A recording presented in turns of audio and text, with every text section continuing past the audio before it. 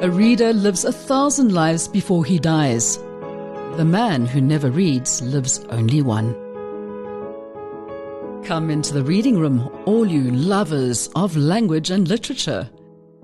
This is the place for those of us who believe that reading is essential as we seek to rise above the ordinary, and the reading room contains a host of extraordinary people, leading lights of the written word. Authors, literary critics, columnists and ideas people will tantalize your minds with their wordplay while discussing the ideas and worldviews that form our wonderful literary milieu.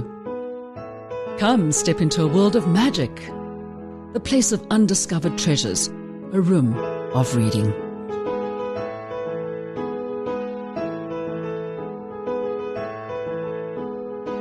And a very warm welcome into the very warm reading room. Now, when it comes to reading, of course, there are lots of people who belong to book clubs.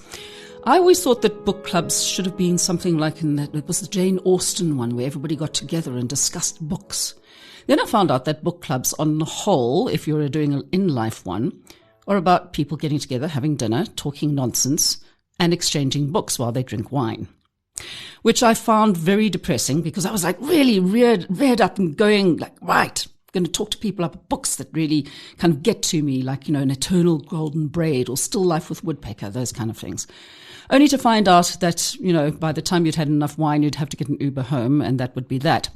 So it was always a thing that I wanted to get together with people who are book people. And now we have somebody who's written about them. Somebody who started a book club online called the Good Book Appreciation Society.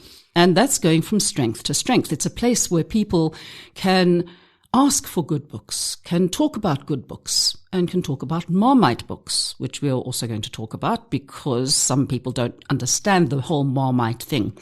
So to talk to us about these things, we've got Paige Nick. And how many books is this now that you've written?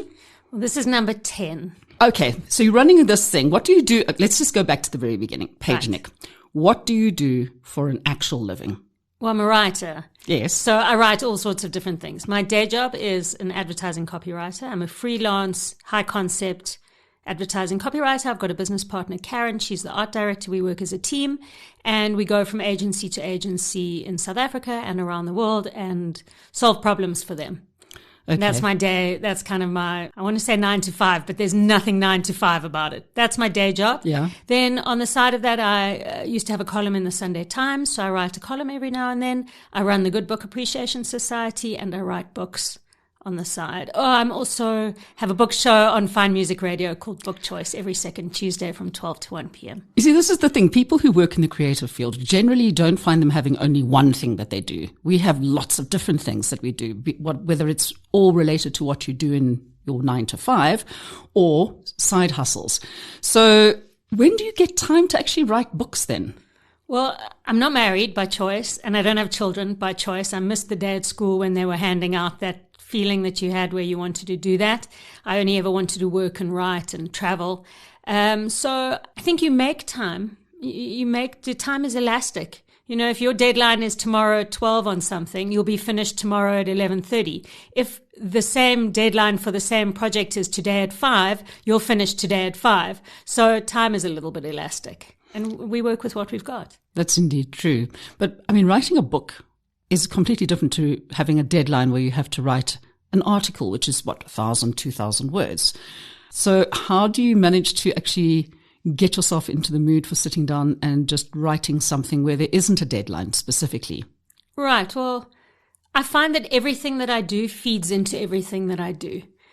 So my partner has said to me a few times, there's too much, you need to take something out of what you're doing. And I can't. Everything feeds into everything. So for me, the answer to your question, in truth, is when I decide to write a book, if I have an idea for a book and I decide that I'm actually going to write it, I become obsessed with getting it out. And I don't do very much else. So I'll do my day job, I'll do the imperative things that I need to do in between, and then I'll grab every side minute around that and write pretty obsessively. And I write 7 days a week, even if I only get 150 words down. If I have a big work day, advertising work, and I don't have a lot of time, I'll make sure I get 150 words down minimum, because I need that momentum. I don't stop. So I'll steal time everywhere. I don't go out. I can't read. I don't watch anything.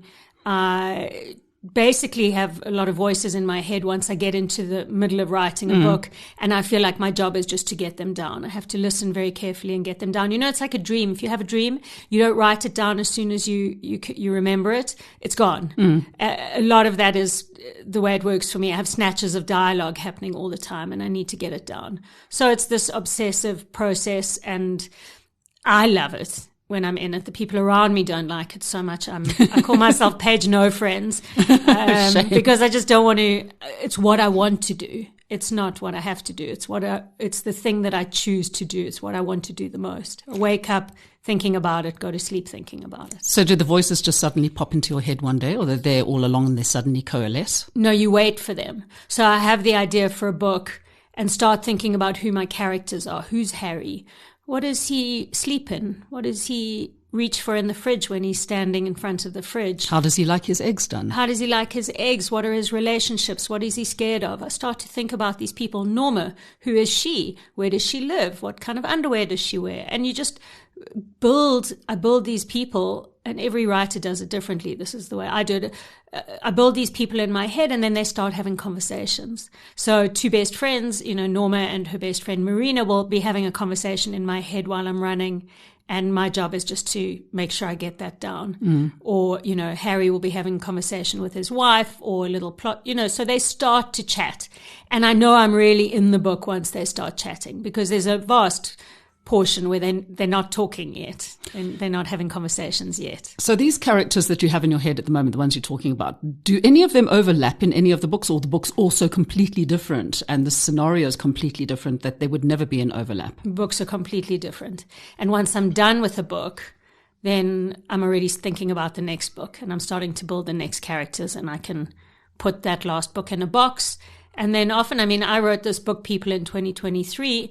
Before I go into this big promotional phase, I actually have to go back. What are their names again? Who was what? What was the story? I have to give myself, I don't go back and read it. I've read it enough. I'm moving on to the next one. So they don't cross-pollinate. Okay, so what was the first book that you wrote, and how long ago was it? So that was 2010. I had always wanted to write a book. It's called A Million Miles from Normal. And it's about an advertising copywriter who loses her job in South Africa. So are you the person in the book, or is it just loosely based on you? Loosely based on me, because she loses her job in a horrific fashion and nobody will hire her again. And she leaves and she goes to live in New York and tries to find a job in New York, and she struggles horribly. So that was my first novel, 2010. But you also did books that are not specifically novels. There was a book of columns and the responses. Yes. So I had a column in the Sunday Times for 4 years, which I absolutely loved. I loved it too. I really enjoyed that. It was one of the reasons I bought the Sunday Times. Oh, that's amazing. Oh, that's such a lovely thing to hear. I loved that. It was high pressure. You have to deliver your copy every week. And I was writing about sex and dating. I was single at the time. I was in my 20s. And we were all watching Sex and the City. And I was writing about sex and dating. And I used to get a lot of letters from the column. People would write to me to either berate me or ask me questions or agree with me. And so we brought out a book of columns and the letters. So we published a column and then all the letters that followed that column. And that was called Pens Behaving Badly. So that was not a novel. Then I've written two kind of spoof comedies. Death by Carbs, which was when everyone was banting. Remember when banting was all the craze? So I murdered Tim Noakes on the first page. Yeah. And then there were so many suspects that they didn't know who to question first. And I also wrote a spoof about Jacob Zuma. When he was president, I wanted to kick him in the head. I was so angry with him. And I didn't know what to do with my anger. And so I wrote a novel where I abused him in as funny way as I could. And tried to kick him in the head to make myself feel better. I think a lot of people would have agreed with you on that one. But anyway, let's leave that to the side. Now, Book People, just reading the blurb that comes with it initially, immediately, because it's about a group, a book club online. Once again, saying, is it loosely based on you and your experiences, or is it just a diving off point? Right. So I started the Good Book Appreciation Society in 2013. We were in a book club at the office that I worked in, and we were 5 of us every Friday, very informal. Every Friday we would gather at somebody's desk. Sometimes there was cake, and we would shove books in each other's hands and have a furious debate about all these different books. And shortly after that, one or two people left the agency. We also got very busy. Culturally, something changed and people stopped taking lunch, and advertising lunch was a thing. And then slowly money got smaller. Lunch was no longer a thing, and we stopped being able to have the book club. And so we decided to just move to Facebook so that the people who left could still join in and we could carry on. And my friend Megan, who was in the club, called it the Good Book Appreciation Society. And the first post got 3 likes. We were 5 people in the group. And as things do on social media, it escalated. So today there are 23,000 members of this club. And we're on Facebook and we just talk about books. So they say the oldest writing advice in the world is that you should write what you know. And so I was kind of had this thought, it would be kind of fun to write a book about a book club on Facebook called the Good Book Appreciation Society. So life mimics art, right? So yeah. So it's the club itself is the leaping off point, and I basically escalated what happens in the club to make fiction. Okay, well, let's go into the real book club online. Okay, can anybody just join us if they like books? Yes, if you like books, even if you don't like books, you can join and say that you don't like books. Come prepared for an argument. But yeah, anyone can join. It's a private group. I made it a private group back in 2013 because I have advertising people in my timeline and book people, and I didn't want to annoy the advertising people with constant book chat. So I made the group private, which means you have to ask to join. And on Facebook, if you make a group unprivate, you can't go back to private. So I've always just kept it private because it's a nice insular space where people can feel safe space most of the time, where people can feel safe to talk about books as long as they want. And so, yes, anyone can join, but you have to ask to join. Okay, so in the book club, you mentioned fighting. Are there lots of arguing people on the book club? Are people saying, you're talking absolute nonsense, that was a brilliant book, and we'll get into Marmite books in a moment. But generally, are people quite like, we want to share our joy of this book? Or do people get quite snarky? People feel very passionate. This is social media after all. Yeah, that's not the best place in the world. Right. No. People feel very passionate about how they feel about certain things. The books they absolutely love, they feel very passionate about, if you're a book person. The books you absolutely hate, you feel very passionate about. And then there are side issues. People and things that are very triggering. Trump, Musk, Palestinian-Israeli conflict, Russian-Ukrainian conflict, Jordan Peterson. And these are people who appear in books. And they're issues. Middle Eastern conflict are issues that appear in all sorts of books. And so often there are conversations about these people, these books, and these issues. And that will really inflame people. Yeah. And people on social media are very quick to outrage. And something I've noticed, and I don't know if it's just me, but I've noticed that in the real world, we've started to become very quick to outrage too.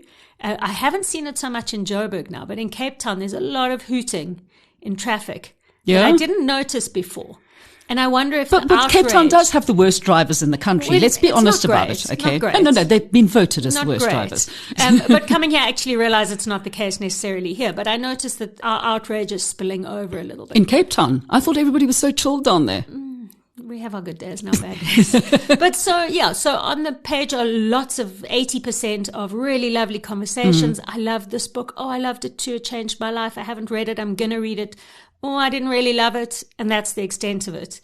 Or interesting stories. My grandmother passed this book down to my mother, who passed this book down to me. And I only found it on my 40th birthday. And she meant for me to have it on my 6th birthday. So beautiful stories and beautiful community. And then there's the 20%, whether it's a love-hate book, I loved it, what's wrong with you, I hated it, or a person. How can you, why are we reading books about Musk, he's a madman? Well, we should be reading to find out more about these people. So there are conversations, and I'm not having an opinion here, I'm just telling you there are different sides to this, and people feel very, very passionate about it.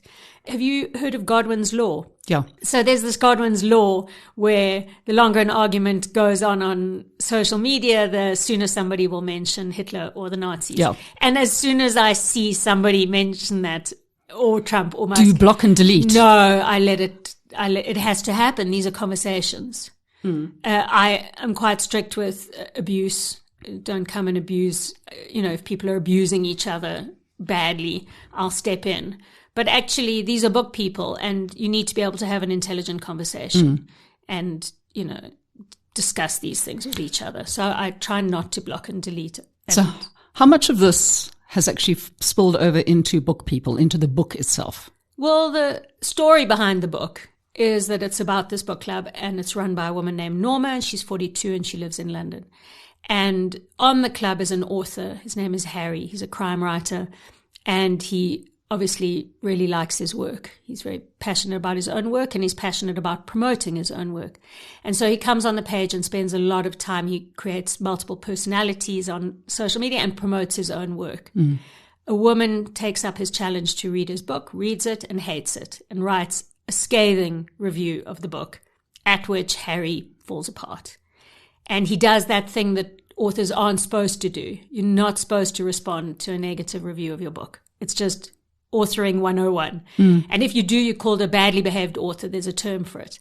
And the internet can turn on you very quickly. People can turn on you. They can go from really liking you to hating your guts and wanting you to die and ruining your career. So that's what happens to Harry. He has a complete meltdown, and he goes back, he retaliates with a response. Nobody takes kindly to it. Everybody moves on to X to say, look what this guy did. And from X, they move on to Goodreads, give all his books that he has and hasn't even written yet 1 star. He gets cancelled, and because he carries on responding, he can't help himself. He gets cancelled. All his events get cancelled. His life falls apart, and a crime is committed, and the police have to step in. A member of the club is injured.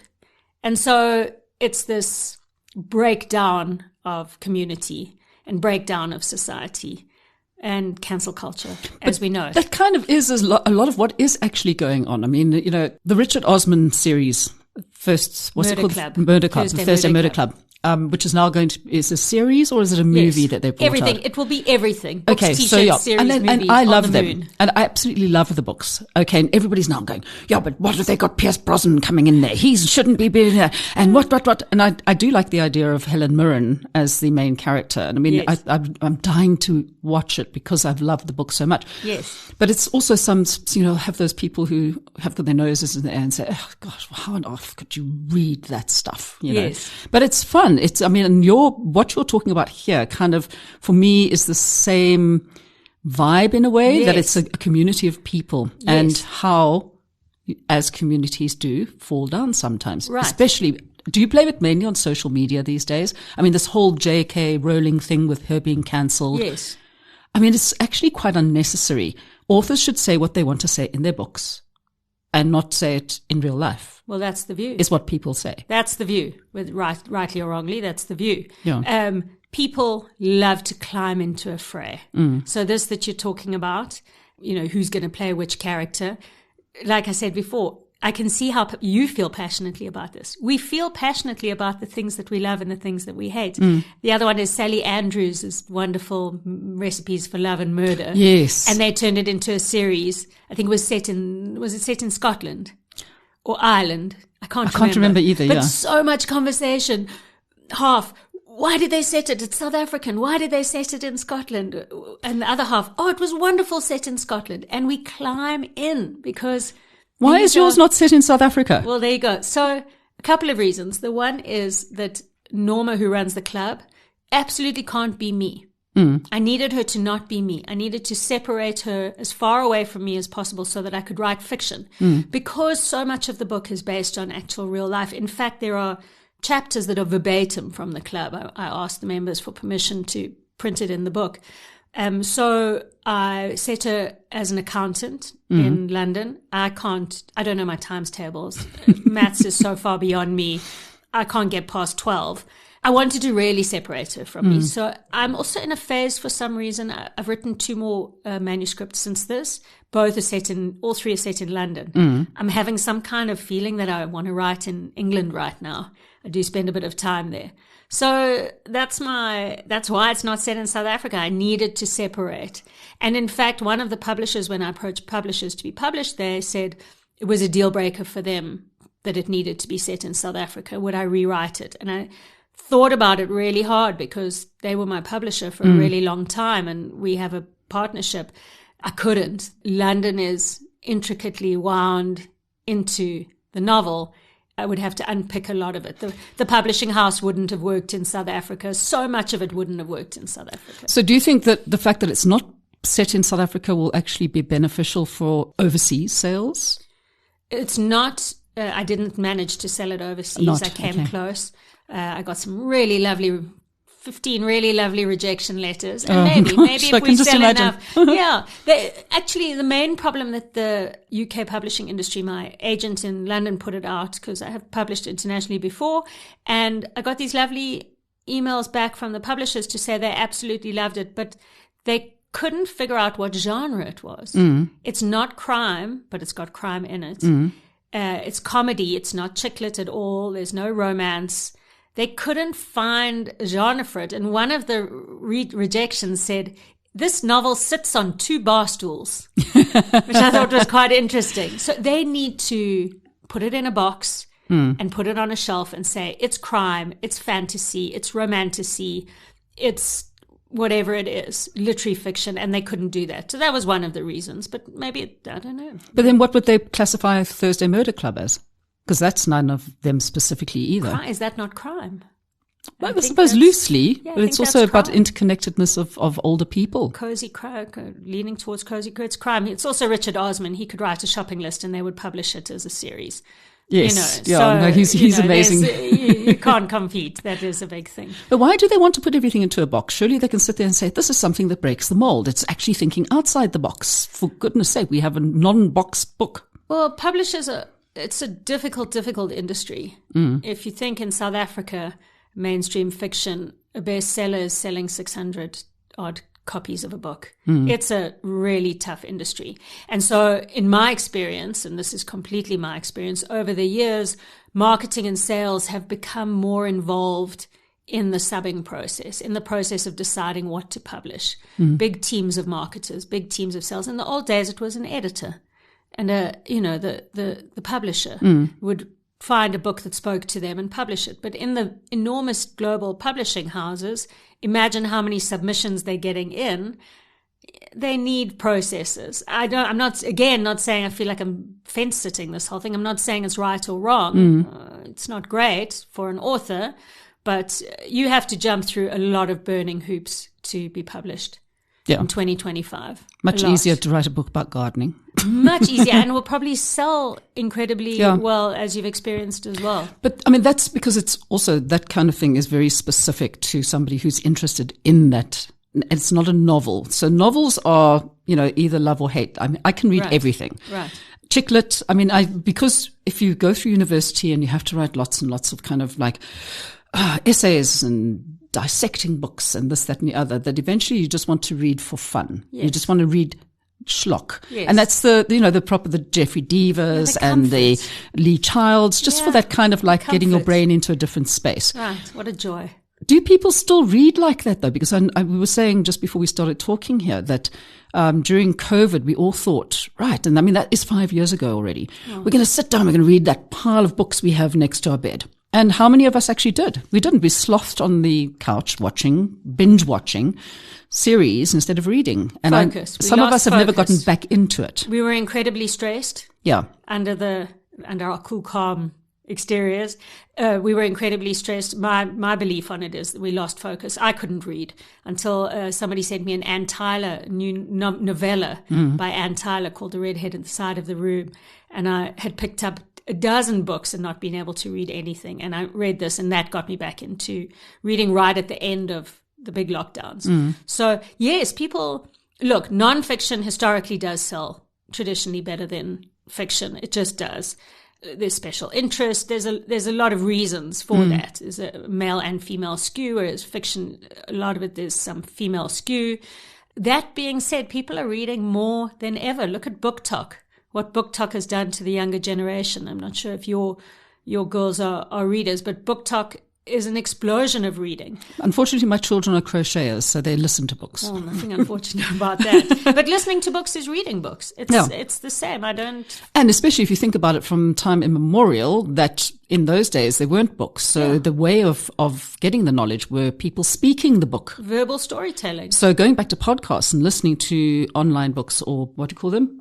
Audiobooks. Audiobooks, that thing, yes. Listening to those is actually kind of going back to how it was before the invention of the printing press. Right. And that's another interesting debate that we have on the Good Book Appreciation Society. People like to have these kinds of debates. Is listening to an audiobook still reading? Yes, I feel personally, wholeheartedly, that if you're taking in a story and you being transported to another world, you are reading a book. You have essentially absorbed this book. There are many people on the page who would now get into an argument and say that's not reading. And then, Kindle, do you read Kindle? Do you read books? Reading is reading. Yeah. Storytelling is storytelling. And look at the growth of podcasts is astonishing. It's unprecedented universally of where...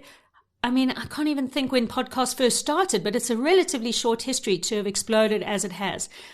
We want to hear stories. We want to hear what's going on, whether it's fiction or non-fiction. So I do think people are reading a lot. You asked me also, we were chatting before this, and you asked me if there are lots of book clubs. Are book clubs still a thing? Book clubs are huge in South Africa. And that's where my research lives, is in South Africa. But I've been chatting to book clubs who've been together for 30 plus years. One book club has been meeting once a month for 30 plus years. But are those the book clubs where they get together to skinner and have dinner and drink wine? Or are they actual book clubs like my initial idea of what a book club should be?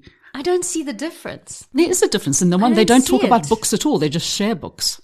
Well, it's a book club. So every book club has a different process. Some book clubs, everyone has to buy and read the same book. They read it in a month and then they discuss one book. In our book club, in the agency that started the Good Book, we were reading old books, new books.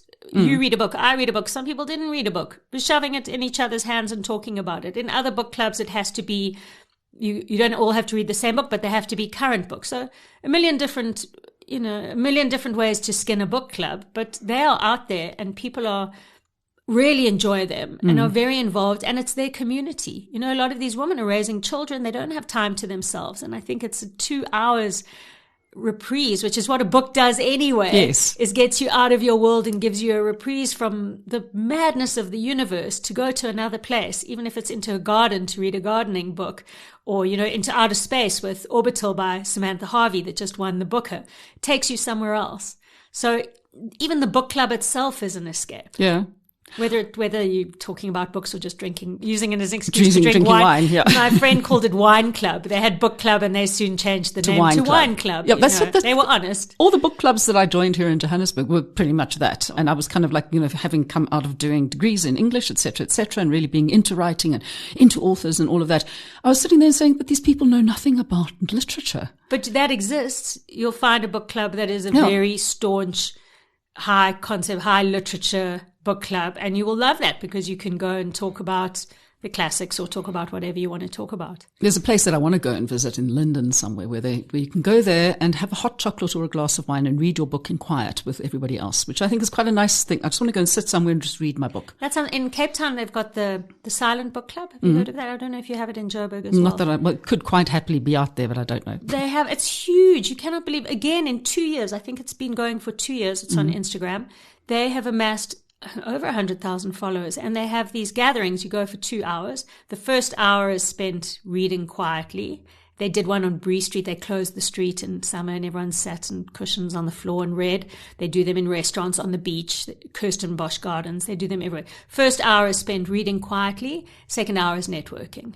Oh, okay. And it's hugely, hugely successful. I get a bit scared that I won't be able to keep quiet. In that hour, when you're supposed to just be reading quietly, I don't know that I'll be able to keep quiet. I know when I start reading, I kind of like, everybody says, oh, yeah, you should just like read for relaxation. I don't, because I pick up the book and then I've got to finish it. Are you a one shot? Yeah. Unless I'm very tired, then it'll be like, okay, just one more chapter. Yeah. Okay. So then sometimes I'll say, okay, only one more chapter. It'll be one of those, what's his name?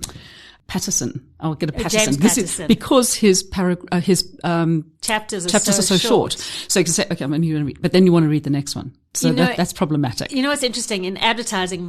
You see, my lives they collide a lot. But we did some work on Netflix, the brand Netflix. We made some ads for them, and you know how a brand will say their biggest competitor is, say, DSTV. So for Netflix, maybe their biggest competitor is DSTV, or their biggest competitor is Apple TV. But Netflix, as a global brand, they say their biggest competitor is sleep.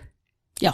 And their aim, that's why when it comes to next episode, you know that little bar that you see, you come to the end of an episode and it says next episode. You have to quickly sit. And you told yourself that was going to be the last one and you were going to go to bed because you've got work tomorrow. And you see it coming, you're like, oh, they left me on such a cliffhanger. I have to watch the next one. They've succeeded. And books are very much the same thing. The big enemy is sleep or having to cook a meal. And I so love the reviews on the Good Book Appreciation Society when people say, my children went without, I ordered pizza for dinner because I wanted to carry on reading. I couldn't stop reading to make dinner. Or, you know, I was late for work, or I only went to bed at 3:00 this morning because I had to finish this book. So those are the books that you can get really excited about because you know that's that crack, that reading crack that you can't stop. I think also you're talking about children, we have to have pizza. My children would be very happy if I was reading and they got pizza. But they're aware of which books are the books that they should read.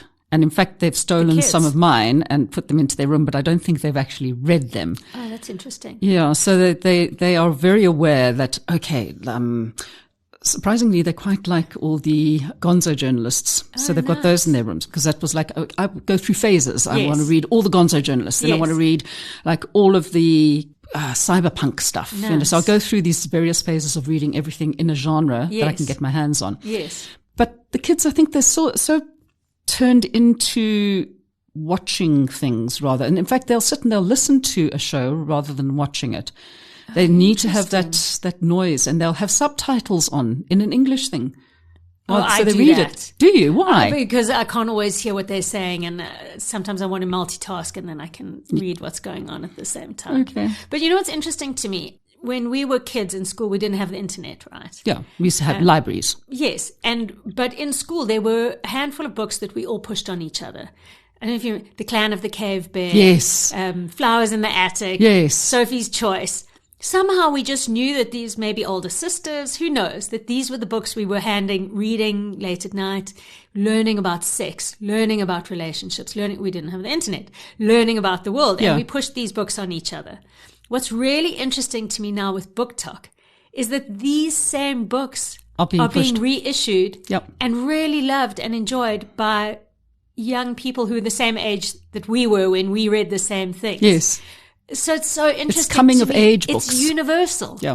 It's this universal need to know stuff. And even though they've got the internet, it's all still coming back, you know. And now also, of course, with the Colleen Hoovers and the Sally Rooneys and all these. But the reissuing of these old books is fascinating to me. I found that a lot of the people I know who are kind of around about my age, a little bit younger, the Gen X, because I'm not a boomer or Gen X. I'm actually a Jones. You have to keep up with us. That's from 55 to 65. Oh. We're Joneses. Okay. Oh, you Joneses? We're Joneses. Keep up with us. Keep up with it. Try to keep up. So I've noticed a lot of women are going back into the latest iteration of the Mills and Boon novels. Yes, that's so interesting. So many people, and I'm like sitting and remembering I was 14 and reading Mills and Boon, okay, because our mothers were reading Mills and Boon at that stage. Yes. But now there's this, once again, I'm like, are you seriously reading that now at this age? Yes, that's so interesting. You know, there's a whole new genre, and again, I attribute it to Book Talk, which is just a remarkable phenomenon that we will need to research and research and research. But have you heard of this romantasy? Well, you mentioned it, yes. So romantasy is romance and fantasy. And you know, like 5-10 years ago, if you went into a bookstore and you wanted to find the Mills and Boon, the romance, it would be a little bit in the back of the store and a little bit of a dark section. That's kind of like we don't read those things. Either on a high shelf or a low shelf, and you got it. Today, and same for fantasy. Fantasy wasn't mainstream. If you were a little bit different, you enjoyed world building and fantasy. Today, you walk into any bookshop, you know, the mainstream exclusives. And it's Wordsworth, up front and center. There are just shelves right up front of romantasy, and they are selling like hotcakes. And you know what else interests me, and this is very generational, is that in our day you buy a book, then you would buy the second one. If you absolutely loved it, you'd buy the second one in the series. If you enjoyed that, you might buy the third one in the series and on. the kids today who binge watch TV shows, we used to have to wait Yeah, a week a for week. the A-Team, Yep. for MacGyver, for Dynasty, for the next episode. These guys binge watch whole series, and we all do. They are buying an entire series of books without having read it. They go into a bookshop and buy 3 to 5 of these thick romantasy books and take them home with them, not even knowing that they're going to love it. It's a complete behavioral change. It's weird. It's based on how, I believe, based on how we consume content today. We consume it differently to how... If it's more than 2 minutes, it's too much. I think that's where the problem comes with reading as well. You have to give more than 2 minutes of your attention to one thing. That's true. And that ping of serotonin and of the phone pulls you out of it. I find these days when I want to read all the time, I love reading and I really enjoy it, I have to be ready to read. Do you have this? I have to be ready to read. Get my social media done, check my messages, clear that all. It takes a while. It's not quick. And then you don't anymore just pick up a book to read. Yeah. You clear your deck first so that you're not interrupted. So everything's for done that and reason. you've got all that time. You can lie on the bed Right. in the lovely puddle of winter sunlight in the afternoon What a dream. and have your book. Yeah, what a dream. What books have you got on your bedside table at the moment? So, strange thing. I picked up this is a crazy story. I picked up a secondhand book on Sunday. I was in Cork Bay. I went for a tidal pool swim because, like, hey, I'm very very Cape Townian. Hey, Yeah, this cold water swimming thing that you guys do. In Yeah, the ocean, hey, shual. But right there's a guy's name's Ruan, and he has a little table outside the bakery, and he hand selects secondhand books, and his taste is just incredible. I don't know, he's born to do what he does, and you cannot walk past his table and not find something that you're deeply interested in. And I always say I'm not going to buy a book, and I always end up buying a book. And a book caught my eye, and I grabbed it. It's called Maybe You Should Talk to Someone, and I thought it was a novel. It's not. It's nonfiction, and it's a therapist who goes for therapy. So it's all about her experience. She breaks up. She's in a breakup and she needs to go for therapy. So it's all about the process of a breakup, the process of therapy and the mind and all that kind of thing. And something called to me and I picked it up, and somehow it's the exact book that I needed in this moment, for this trip to Joburg, for my life right now and what I'm going through. Somehow this book leapt into my hands. And here's the even more amazing thing. I'm reading it, and I get to a page that I'm going to keep this book forever, a page that I'm very drawn to and that I want to mark. And I'm to dog ear the page, and the person who's had it before me has dog eared 2 pages in the whole novel. I read that you did that last night on Both social media. pages that I wanted to remember and note had already been dog-eared. The only 2 pages in the book that had been dog-eared, and I resonated.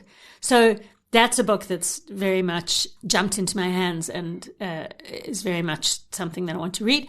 I also have just finished Khaki Fever by Lindsay Norman. I'm going to be speaking to her soon because my you? one daughter's a field guide. So she's reading the book at the moment, and we're going to talk to her from the young field guide female point of view as well. Oh, you will love that because you really love animals as well. Yeah. If you're an animal lover, this book is for you. The young woman, she's a game guide at a game farm. Yes. But she has a personality where, you know how you're supposed to be very polite to the guests on a game drive? She can't help herself. She has to say what she feels. She's very snappy to the American tourist who asks stupid questions. Apparently the French are the worst. Or anyone. She's very snappy and she loses her job because she's... Yeah. So it's about her life as a game guide. No, that's why I thought I have to talk to her about it it because my daughter she's already going, wow. You'll love it. And so we're reading it together, which is rescues nice. a dog and rescues a baboon, and it's a lovely, light, easy read. So Khaki Fever, and then I'm also about to start the new Miranda July, which has been nominated for all sorts of things, long-listed for all sorts of things. It's called All Fours, also comedy. It's difficult to keep the books from towering over, especially if you have cats that keep on jumping onto the table and knocking them off, which is a pain.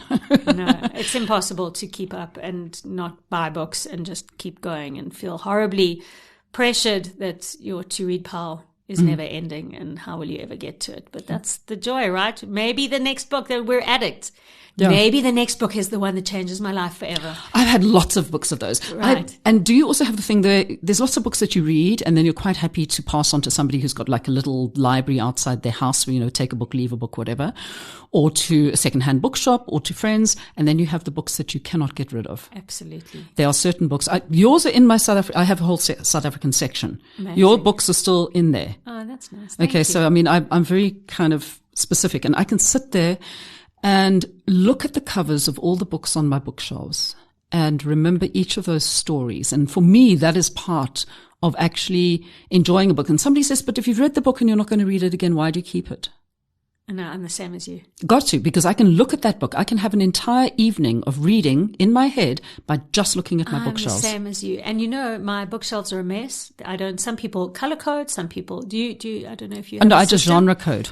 Do you genre code? I have no system whatsoever, but I know where absolutely every single book is. Likewise. I also have a South African shelf, so all my South African stuff is on one shelf, all my favorite, and then I have a couple favorite authors shelves. The rest is just a hodgepodge, but I can zero in on any of them. I know where they are. Yeah. So it's some sense memory. They're friends. They're friends. The people who have given you a part of your life and have to stay with you. Yes. I also have this very bad habit. One of my very favorite authors, his name is, actually it's a very good habit. Why did I say it was a bad habit? His name is Jim Crace, and I really, really just think he's incredible.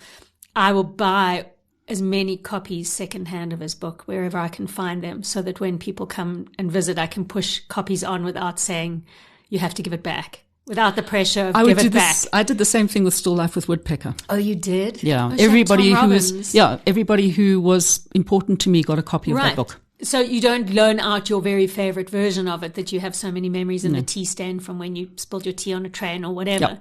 In fact, I just bought even Cowgirls Get the Blues from Ruan at Cork Bay outside there. I bought the last one that I bought the week before when I was like, hey, shoo, our tidal pool swimming, was even Cowgirls Get the Blues, just because I saw it there and I thought, oh, Tom Robbins, what a loss. Yeah, what an incredible writer. And I wanted to go back to that feeling I had when I was young and I first read it. Yes. And it takes you back. It takes you back. It lit my mind on fire, made me think things. Will I still think things? Will I think different things? That's the experience, the reading, what it does to you, where it takes you. Absolutely. I would never get rid of them. So where can people find book people? I know you're up here you're in conversation with at various places. Yes. Sorry, it's one of my least favorite phrases. Oh, it's like in conversation with? Oh, yeah, it drives me nuts. Why? I'm in conversation with. No, you're not. You're talking to somebody. It's like saying my house is number 42 on 2nd. That also drives me crazy. Just number 42. Just number 42, yeah. Well, you can find it at all bookstores right now. It's so hot right now because it's just come out. So I get a couple of months where I'll be front and center. The News 24 Book of the Month. It's the first time they've chosen a fiction title. Normally, historically, they've always chosen a non-fiction title. Okay. So that was exciting. That's very good. Well done. Thank you. Cool. And exclusive books. You'll see me in all the bookstores as you go in, and also online. Exclusive books online. Take a lot. If you live, I don't think you can buy from there. No. Yeah. What's the one that? What's the online bookstores? There's so many of them these days. Yeah, wherever online, and you can the Book Lounge, and some people Bargain Books do a good discount. They've discounted it nicely. I think it's down to 330 from 360. Readers Warehouse. Readers Warehouse. So anyway, you'll find it. Ask for them, and if they don't have it, ask them to order it, and you can probably have it overnight or thereabouts. And when's the next book coming out? Oh my word! I won't put you under pressure. Don't worry. You don't have to tell me, because I know that if you say to people, "Oh, I'm writing another book," they're all going to say when. Yeah, when. How many words are you writing a day? How many words are you up to at the moment? No, that's far too much pressure. We won't put you under that. Thank you, Paige. Thank you so much for chatting. I'm so happy to actually meet you in the flesh. I know we have spoken before. Yes. And I wish you all the best with this book. And please let us know when you have the next one coming up. I've loved talking to you. It's much better than a conversation. It is. Thank you for that. Okay, so don't forget, get out there, get a copy of Paige Nick's book, People, at any good bookstore or online. And of course, if you want to find out more about what people think about books in real life, get along to the Good Book Appreciation Society, both on Facebook and on Instagram. We will speak to you again in the reading room, and not have a conversation with you, but you can just listen in whenever you feel like it. as we say, it's just as good as reading a book to listen to what it's about. Thank you very much, and bye-bye. You've been listening to another production from Solid Gold Podcasts.